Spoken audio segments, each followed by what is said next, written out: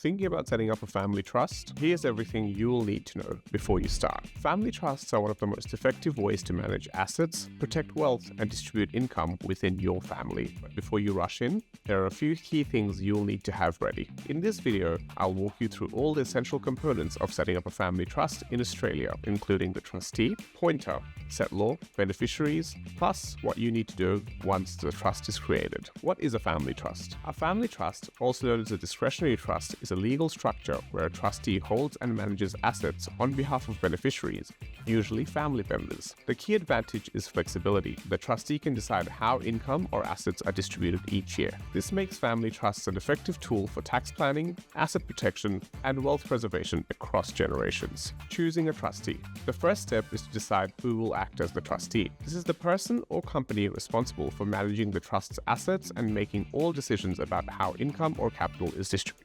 You can choose an individual trustee, usually a trusted family member, or a corporate trustee, which is a company you control. Corporate trustees are often preferred because they make it easier to manage control and ownership changes over time, and they provide an extra layer of asset protection. The trustee has a legal duty to act in the best interests of the beneficiaries and to follow the terms of the trust deed. Next, we nominate an appointer, sometimes called a principal or guardian. The appointer has the ultimate power in the trust. They can hire or remove the trustee. This means the appointer effectively controls who manages the trust's assets, even though they may not be involved in day-to-day decision-making. Usually, the person establishing the trust will be the one that acts as the appointer. It's also important to plan for succession by naming who will take over this role if the appointer passes away or becomes incapacitated. Without a clear appointer, the trust can fall into uncertainty. Now we have to identify a settlor.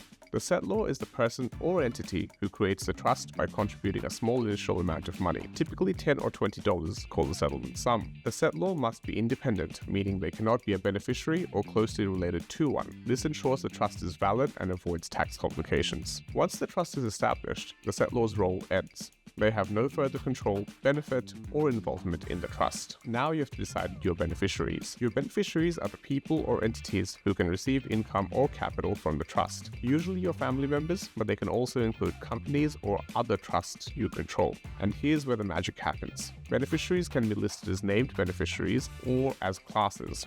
For example, children of the named beneficiaries, or companies where a named beneficiary is a shareholder. This flexibility lets your trust grow with your family. If you ever want to add or remove a named beneficiary, you'll need a deed of variation to update your trust deed. Now we have to create and sign the trust deed itself.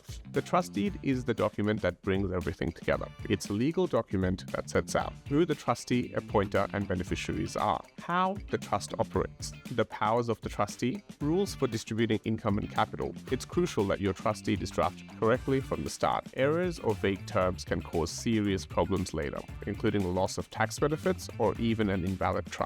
Here at LawPath, we can help you generate legally sound trust deeds and connect you with expert lawyers to ensure your setup is compliant, watertight, and executed properly. After the trust deed is signed, you have to pay stamp duty. Different states have different rules on whether stamp duty even applies, and if it does, by when it needs to be paid. If you set up your trust through LawPath, we will manage this for you, all as part of one easy quote. And finally, we have to register for a TFN and maybe an ABN. Once your trust deed is executed, meaning it's properly signed and dated, you'll also need to apply for a tax file number, a TFN, and in most cases, an Australian business number, an ABN. This allows the trust to lodge tax returns, open a bank account, and operate as its own entity for tax and business purposes. If you're in need of a family trust, come to LawPath and we can help you set up everything you need to know.